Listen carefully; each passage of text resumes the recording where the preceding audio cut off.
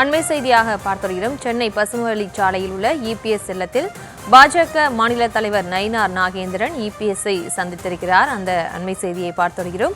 இவர்களோடு இணைகிறார் நமது செய்தியாளர் லதா. லதா, வணக்கம். மேலும் விவரம். வணக்கம்.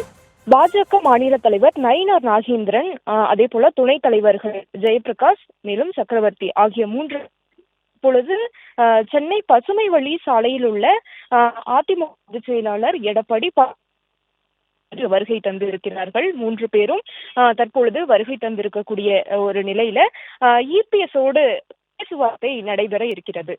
இந்த பேச்சுவார்த்தையில் கூட்டணி ஏற்கனவே உறுதி செய்யப்பட்டு தேர்தல் அந்த வியூகங்கள் எல்லாம் வகுக்கப்பட்டு பணிகள் எல்லாம் நடைபெற்று வரக்கூடிய சூழல்ல தொகுதி பங்கீடு தொடர்பாக தற்பொழுது பேச்சுவார்த்தை நடைபெற நமக்கு தெரிவிக்கப்பட்டிருக்கிறது.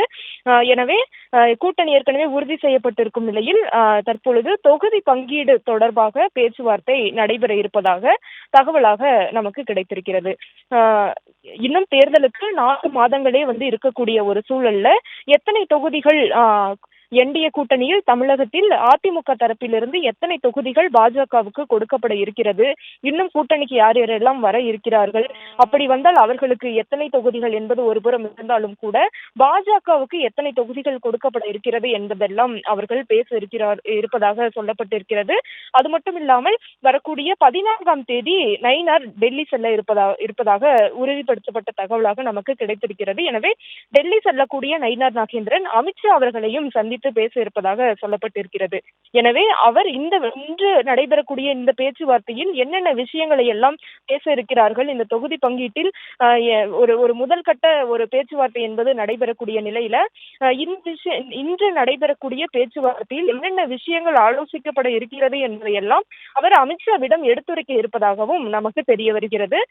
எனவே தேர்தலுக்கு தமிழகத்தினுடைய சட்டமன்ற தேர்தலுக்கு இன்னும் ஒரு 4 மாதங்களே இருந்து வரக்கூடிய நிலையில அதிமுக பாஜக தொகுதி பங்கீடு பேச்சுவார்த்தையை தொடங்கி இருப்பதாக தகவலாக நமக்கு தெரிகிறது. அதற்கேற்ற வகையில் தற்பொழுது நயினார் நாகேந்திரன், பாஜக மாநில தலைவர் நயினார் நாகேந்திரன், துணைத் தலைவர் ஜெயபிரகாஷ், அதே போல சக்கரவர்த்தி 3 பேரும் தற்பொழுது இபிஎஸ் இல்லத்திற்கு வருகை தந்திருக்கிறார்கள்.